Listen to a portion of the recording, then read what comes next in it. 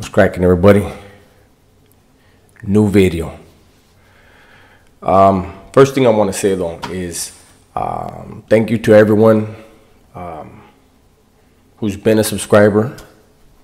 Thank you to all the new subscribers. I think it was today, this morning, we got to 32. We got over 32,000 subscribers on the channel now. Thank you guys, man. It means a lot to me. So, be honest with you, it's almost noon right now, and I'm at home. Got to work. The owners didn't communicate with each other, and one decided not to come in. The other one didn't know and didn't show up until 9. By then, everybody left.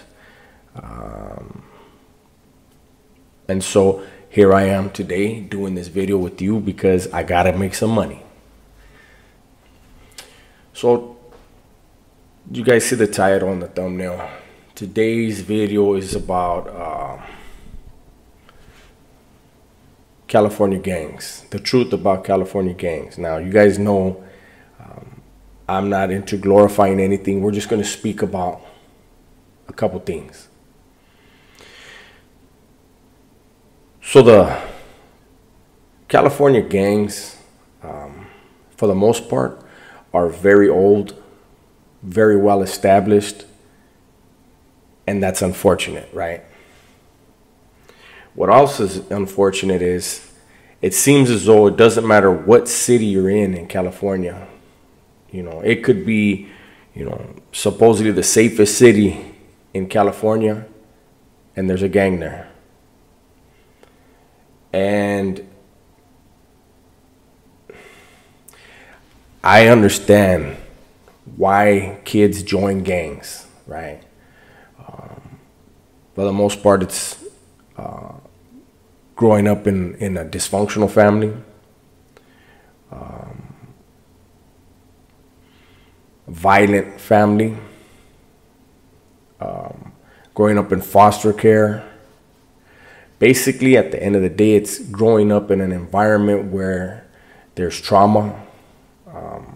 And that's not always the case, man. There's families that are very loving, but because one of the parents or maybe the only parent for that household has to work constantly, the child or children look to the streets for family, for love, whatever, right?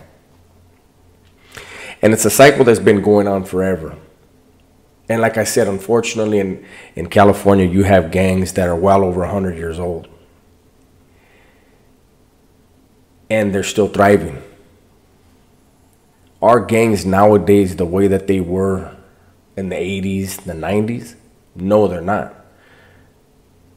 But they're still there. That's the unfortunate thing, is they are still in existence. What do we do to change that dynamic? What can we do? You know, they say it takes a village to raise a child, right? Well, then maybe we need to change that to it takes a state to raise a child. I don't know, man. You know, I know people are going to say, oh, that was clickbait, the title. It wasn't. The truth about gangs, especially California gangs, is they've been around too damn long. That's my truth in this video. Gangs have been around too long. Gangster lifestyle has been around too long. We need to figure out how to make gangbanging uncool. We need to figure out how to make being smart, being educated, being responsible, make that stuff cool. You know, I know I can only speak for myself. Being a gang member, you know, you have a lot. I had a lot of insecurities that I masked with bravado and ego, and you know, I hid things well. You know, you guys know one of my favorite things to say is hurt people, man. And I was hurting, and I hurt a lot of people. And while it didn't transfer my pain, it gave me recognition that I was okay with. Think about that. I was okay with losing my freedom or my life for the acceptance of others. There are still thousands upon tens of thousands of kids to this day who are willing to make those same sacrifices, who feel like their home life, their family life is not where it's at. You guys hear my dog back there? Apparently he wants me, he hear? But this is a serious thing, man. You know,